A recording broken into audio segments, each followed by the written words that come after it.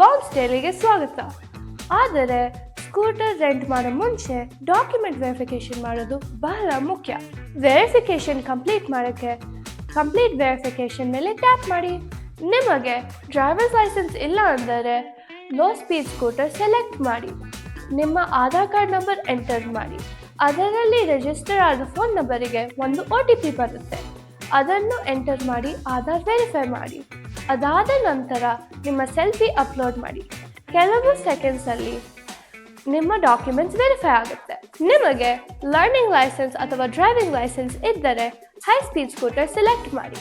ನಿಮ್ಮ Aadhaar card number ಹಾಕಿ OTP enter ಮಾಡಿ ಮತ್ತು ಸೆಲ್ಫಿ ಅಪ್ಲೋಡ್ ಮಾಡಿ.